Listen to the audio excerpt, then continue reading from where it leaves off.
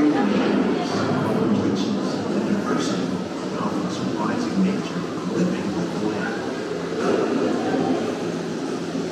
Our journey begins as dramatic and sudden changes are sweeping over the land.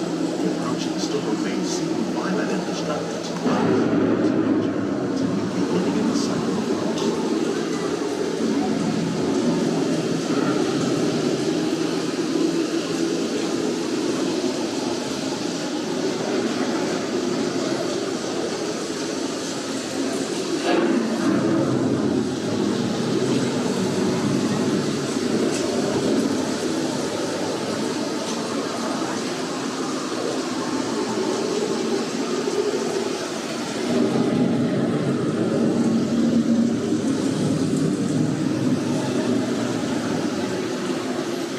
Surface of the land, roots trap water from the flowing mud, extracting precious nutrients and minerals. These elements are ignored in sunlight, creating the first living systems of our planet.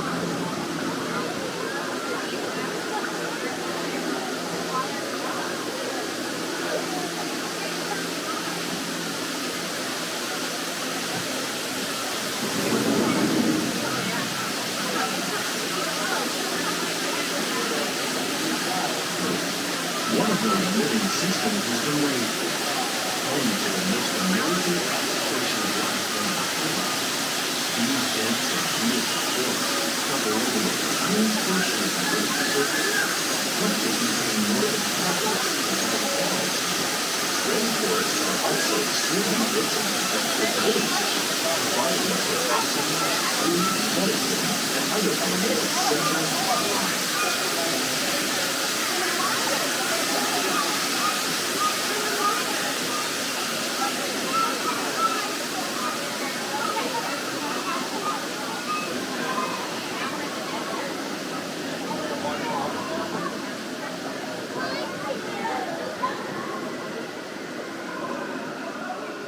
In the desert, nature has created a very different, no less beautiful living system. And while this arid landscape may seem lifeless, it is very much alive. The plants and animals that have learned to survive in these harsh conditions make use of what little water they can find and avoid the scorching rays of the relentless sun.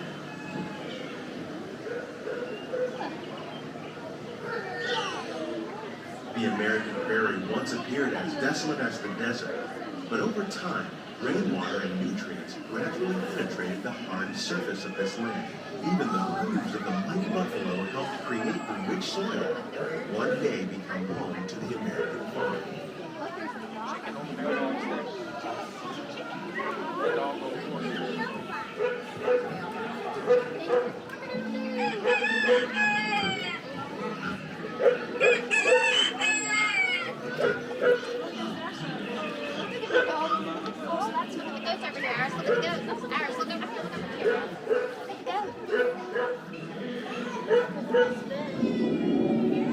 Of all the forces at work on the land, humans have had one of the most profound effects. The need to produce food for a growing world led to the enormous use and sometimes overuse of the land. In our search for more efficient ways to grow food, we often fail to realize the impact of our methods.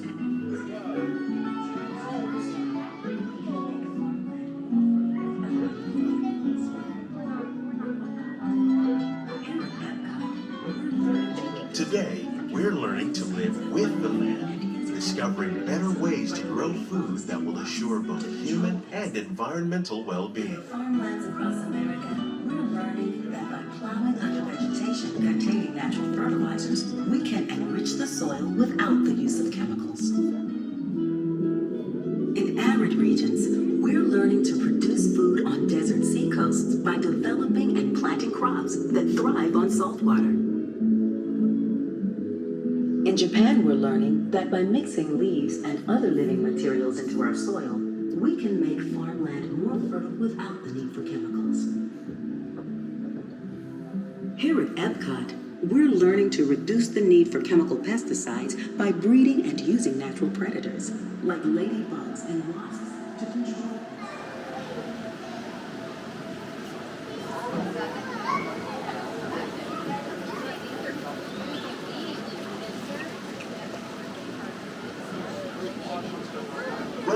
to our living laboratory, where scientists from Epcot and the U.S. Department of Agriculture are exploring innovative ways to produce bountiful harvests now and into the future.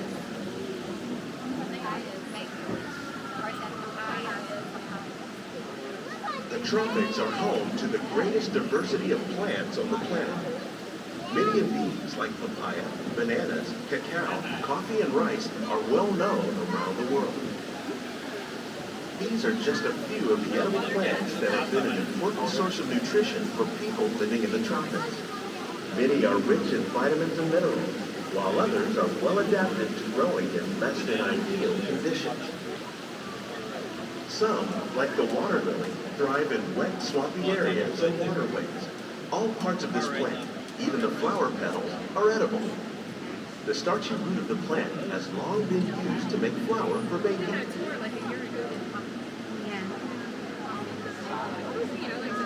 One day, many of these lesser-known tropical plants may be as important as the bananas growing on both sides of the boat. More than 28 million tons of bananas are eaten annually, making it the most popular fruit in the world.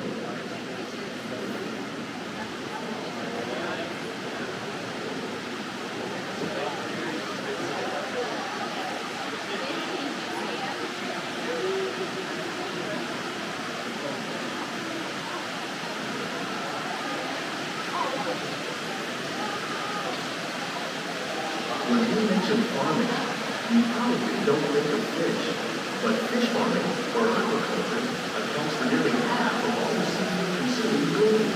Tilapia, bass, and catfish, like the ones you see here, are three of the more popular crops raised by fish farmers. The sustainable system we're using here recycles the water in the tanks. As a result, we're able to save millions of gallons each year.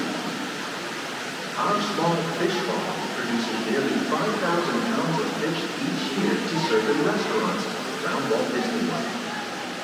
Innovations like this one can play an important role in our efforts to produce bountiful harvests and still protect natural resources.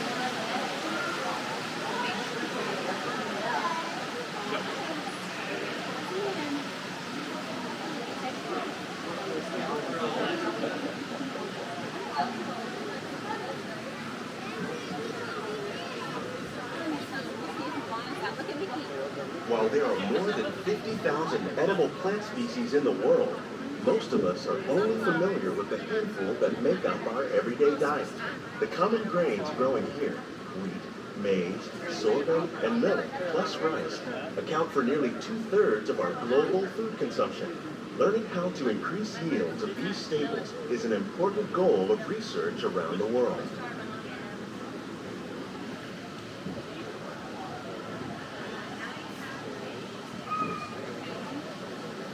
These plants are definitely on their way up. Innovative growing techniques like these increase yields while more efficiently using resources like water, fertilizer, and pesticides. Another innovation at work here is our integrated pest management program.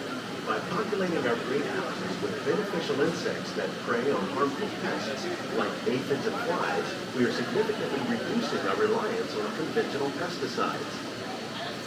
We're growing these crops using our nutrient film system. This technique precisely controls and recycles water and nutrients. With it, we can produce over 27,000 heads of lettuce a year in this one small area.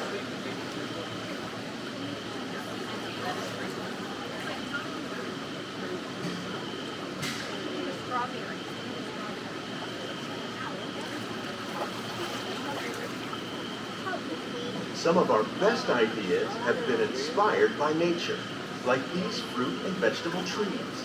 By growing these ground plants vertically, we can increase yields and better control diseases. These crops taste as good as they look. In fact, we serve more than 15 tons of produce from our greenhouses in restaurants here at the land every year.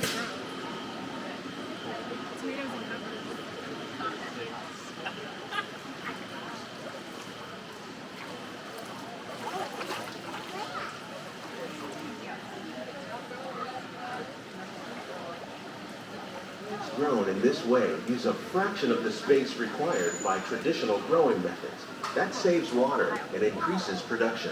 The aquaponics system on your left combines hydroponics with aquaculture. The fish provide a natural source of fertilizer for the plants, and the plants help keep the water clean for the fish. It's another great way to produce more while using less. In our lab, Epcot scientists are working with the U.S. Department of Agriculture on a number of innovative projects. The goal of these efforts is to produce higher yielding and better quality plants.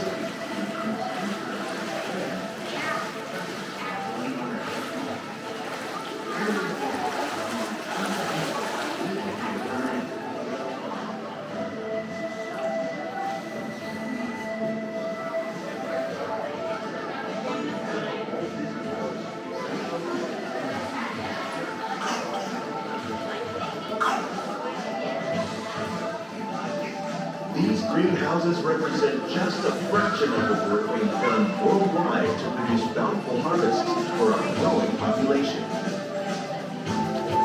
Scientists, farmers, and even backyard gardeners are doing their part to improve the quantity and quality of foods that we all rely upon. Together, we continue to find more ways to increase food production and protect our precious natural environment. Only then living with the land.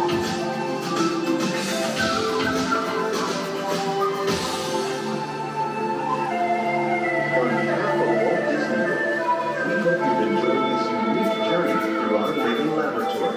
If you'd like a closer look, then check out the behind-the-scenes walking tour. It's a chance for the whole family to get up close and personal with the plants and growing techniques in our laboratory. Please keep your hands and feet inside the boat and remain seated until the boat comes to a complete stop.